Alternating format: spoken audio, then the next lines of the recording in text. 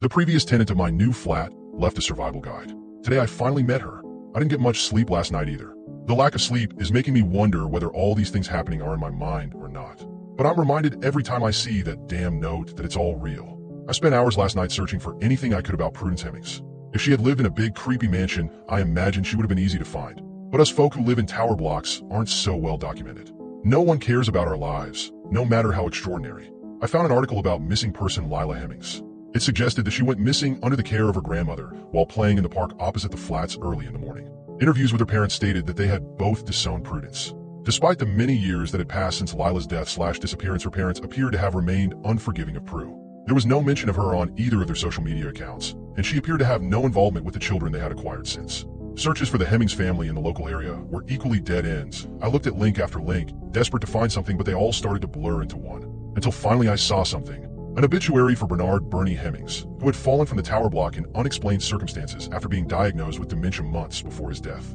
I was surprised it hadn't made bigger news. It had only been about a year. There were no details of where to find them, but his wife Prudence and her sister Bridget were listed as contacts to find out details of the funeral. It's scary what you can do with the internet these days, but just with those phone numbers I was able to put them into a reverse directory and find an address for Bridget and Tony Bishop, the sister and brother-in-law that Prudence was supposedly living with.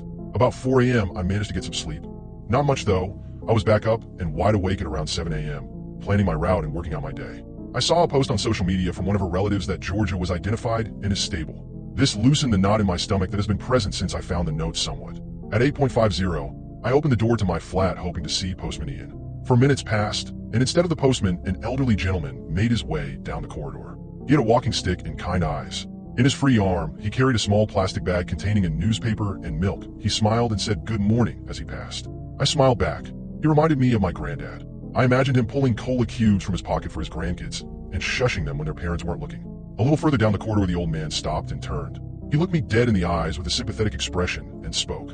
No post on a Sunday if that's what you were waiting for. He smiled knowingly and turned to unlock a front door that until shut I couldn't see the number of. When I saw the door close and the number 48 boldly displayed above the peephole, I understood what Prudence had meant. Mr. Prentice did seem to be a lovely chap.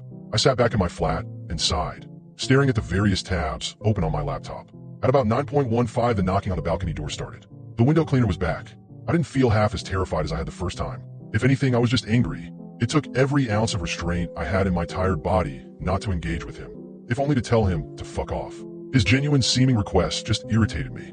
After about 20 minutes of being watched, the knocking started to give me a headache, so I grabbed a bag and left the flat. I decided there was no time like the present. If I was going to turn up on the Bishop's doorstep looking for her sister, because of the freaky flat she's left behind, then I had to get it over with. If the address was old, or the Bishops weren't the people I was looking for, then I was going to look stupid whatever time of day I went. And I couldn't take the window cleaner's eyes anymore. There was something about them. They really do make you want to open that door. I looked at the lift as I entered the communal hallway and decided today I would take the stairs. I couldn't stand to be in a small box that my partner probably died very painfully in. My heart dropped into my stomach just at the sight of it. The stairs were as grotty as the lift. We'd taken them multiple times on move-in day, but I hadn't really taken it in the same way I could now. I thought about the rules and all the strange things happening in this building. I looked at the badly painted numbers on the walls as I reached each landing. Nothing in this building is simple. I looked at the numbers. 765 54342G. Maybe it was the sleep deprivation, but my legs were in agreement with my mind that I had definitely just descended more than 6 flights of stairs. They glitched. I looked at the dusty and poorly lit stairwell from the bottom. It seemed dark despite the sun pouring in from the glass panel in the main building doors. The note never mentioned glitchy stairs. Maybe I really was losing my mind. As I turned to exit the building, a woman walked in. She was in her late 30s to early 40s and had 2 small children in tow. 1 boy and 1 girl. I guess that they were twins. They were both incredibly blonde, with deep brown puppy dog looking eyes, and couldn't have been any older than 6 to 7. They were as close to identical as it gets in twins of different genders. I'm not a fan of kids, but they were super cute. The lady had a short bob haircut that got longer at the front. It was uniform and dyed a perfectly even auburn color. I knew it was dyed because her roots were blonde like her kids. She looked as tired as I felt, but she pulled herself together when she saw me, running fingers through S part of her hair that she must have missed however early she left this morning. Hi, are you here visiting? Who opened with, trying to make small talk. No, I just moved into flat 42 on the 7th floor. I was just leaving actually. Whereabouts are you? I was desperate to go. I had feared myself up to see Prue, but I didn't want to be rude. I'm flat 26. My name's Terry. This is Eddie and Ellie. She gestured to the 2 small children hiding shyly behind her skirt. Welcome to the block. If you ever need anything, please feel free to give me a shout. My name is Katie, but people call me Cat too. That's really kind of you. Thank you. I will. Hey, Is there something wrong with the stairs? I stopped myself before going into detail. Nothing wrong, they just skip sometimes. She answered, shrugging. Well, I'd love to stop and chat, but I actually really need to get going. It was nice to meet you, Terry. I tried to work out what was wrong with the children as I stepped forward to walk away, still baffled by the stairs. By the way, we have a residence committee. You should come to one of our meetings. They're every Tuesday in alternating flats. This Tuesday is at Molly Jefferson's place in flat 31. Come along. We'd love to have you, Terry suggested, waving me off. I walked out the doors after my encounter with Terry feeling sick. Every minute in this place made the note more real. Every word jumped off the page and into my life. Made it more likely that Jamie was really gone. I rode the bus from a stop not far from the flats.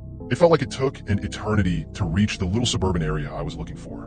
A 5-minute walk away from the bus stop I got off at, and I was staring at a quaint little bungalow belonging to Bridget and Tony Bishop. I knocked on the door. The lady who opened it was unsteady on her feet. She was probably in her 70s, with wispy white hair neatly scraped back into a bun, 2 strands left hanging that just softened her wrinkled face. She wore a dusty rose-colored dress that hung just below her knees and smelled of stale cigarette smoke. Can I help you? She asked bluntly. My name is Kat. I'm looking for Prudence Hemmings. I answered, stuttering slightly. Her eyes widened slightly. Why? She asked bizarrely. Is she here? It's private. The lady ushered me into the house and sat me down on a sofa. Within minutes, there was a cup of tea in front of me. She didn't say anything to me for a while. We just looked at each other. Then she finally broke the silence. I wondered if you'd try and find me. It took me a long time to decide whether to leave that note or not, but I decided that you deserve a head start. That's more than I ever got. The woman was Prudence. She was nothing like I had imagined. She seemed tough and hardened and spoke with a mostly blunt tone. She contributed before I could answer. Terry called me not long ago, told me that she had met the new tenant. She said you looked shaken up and said that my note may not have been enough. I did say I couldn't fit everything on there, and the stairs didn't seem too important. The committee wanted to organize a meeting with you on your moving in day, but I told them that was intrusive. The whole committee thing always seemed a bit excessive to me anyway. She spoke flippantly like it was nothing. It may have been intrusive, but we needed a warning. We spent a night in the place before I found your note. My boyfriend had already left for work at 3.15 and taken the lift. He didn't know? I broke as I told her what had happened. Her face dropped, and so did my hope for Jamie. I'm so sorry. I really don't know what to say. I thought my note would reach you in time. She mumbled, her face to the floor, refusing to look at me as tears streamed down my face. He's gone, isn't he? I didn't want to accept it, but I spoke to the postman, and your face is all it needs to. The postman said there might be a way I can have him back. I bit at her, devastated and angry. He's gone. You can't have him back. What Ian is referring to isn't what you think. There's a way to get people back from the lift, but not as themselves. Trust me, I learned the hard way. Once they're back, you can't reverse it. I'm sorry about your man, but he's gone forever. Don't dig into the other way. To be gone forever is luckier than that alternative. She still wouldn't look up from the floor. What do you mean? I don't want to talk about it. I said in the note that there are things I'd rather not discuss, and I need you to respect that, or I won't be speaking to you at all. Now move on and ask what you need to ask. Prudence cut me off. I decided not to push the topic further and moved on to some other things I needed to know. What's the deal with Terry's kids? They seem sweet and normal. Those little demon creatures are anything but normal. She answered, wincing slightly at the though of them. When she went into labor, Terry never made it to a hospital. They were the first children ever to be born inside the building, and with everything that goes on, it's like something's rubbed off on them. They're average children in the daytime, but they never sleep, ever. Poor Terry hasn't had a day's rest since they were born. They also really love to steal birds and rats they find the cats playing with and torment them. Really annoys the cats. As she finished speaking, a small hairless cat strutted out from behind an armchair across the room, meowing softly. It brushed its head up against Prue's exposed legs, leaving scorch marks where it touched. She didn't react. She reached down and stroked the top of its head, smiling as it purred. And those? I asked. I stuck to her now badly burned legs. She chuckled, pulled out a box, and lit a cigarette, tapping the top layer of ash into a small silver dish in front of her. She offered me one, and I took it gladly. They've always been my good friends. I couldn't leave the building without bringing a part of home with me. This little guy is Damon. He's seen some things. She gushed, not taking her eyes off the cat. But where did they come from? Why are they everywhere? I asked, watching in disbelief as her burn subsided. It seemed impossible, but I looked at my arms where I had picked up the cat the night before, and there was no evidence it had ever happened. They didn't even appear sunburnt. No one really knows. They started to appear after the fire, a few years after I'd moved in. It was rumored that they were the pets of the residents that burned, and that was why they had no fur. But I don't think that's true. I interrupted. I met one of those neighbors last night. She said her name was Natalia. She almost killed my best friend. You're crazy if you think your note was enough of a warning. I ranted emotionally.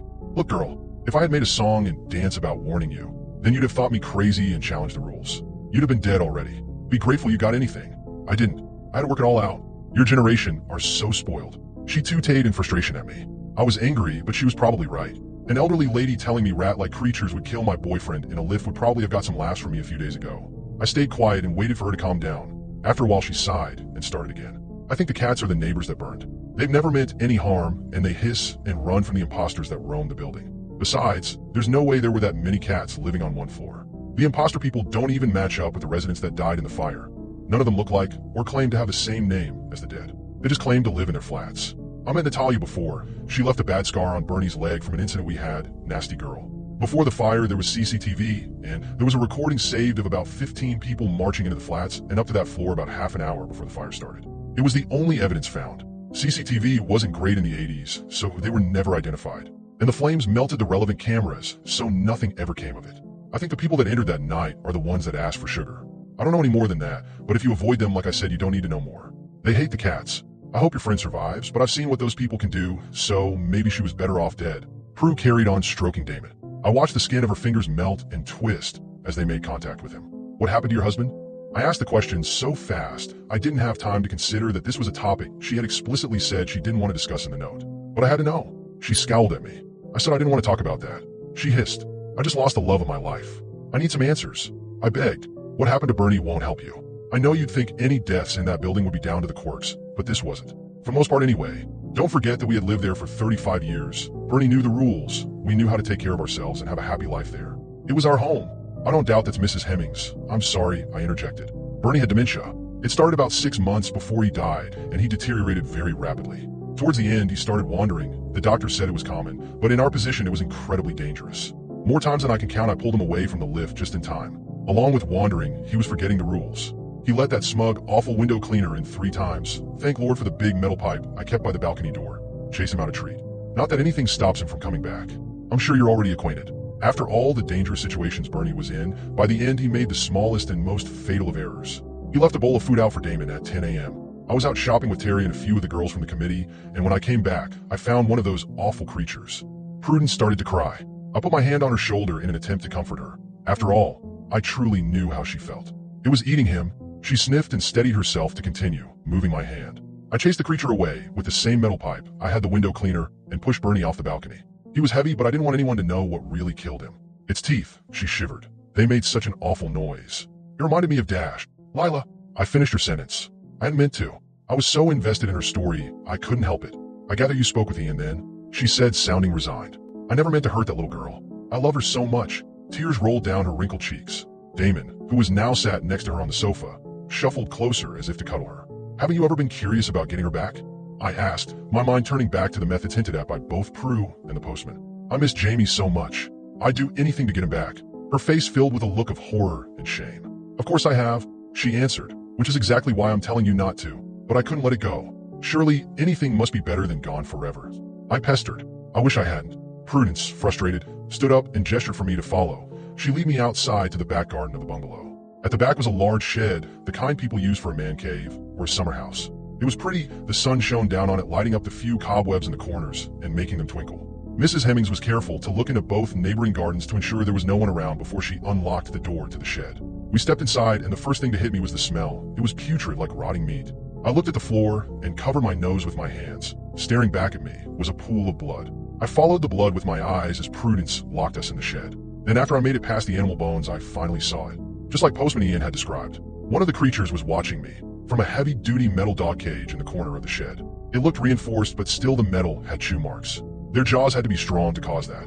That didn't surprise me looking at it. Its rodent-like nose and beady, yet somehow human-like eyes were nothing compared to the 2 very visible rows of jagged sharp teeth that lined each gum. Despite its small stature, it was terrifying. Prudence opened a drawer in a dusty cupboard across the room and pulled out a can of dog food. She poured the contents into the bowl and passed the bowl through the feeding hatch. The cage had a safety feature, meaning the animal couldn't access the food until the hatch was locked from the outside. I was grateful for this. Prue turned to me and spoke. She brushed one of the 2 strands of hair framing her face behind her ear. Gesturing to the hideous creature, she said, "Cat, I would like to introduce you to my granddaughter, Lila."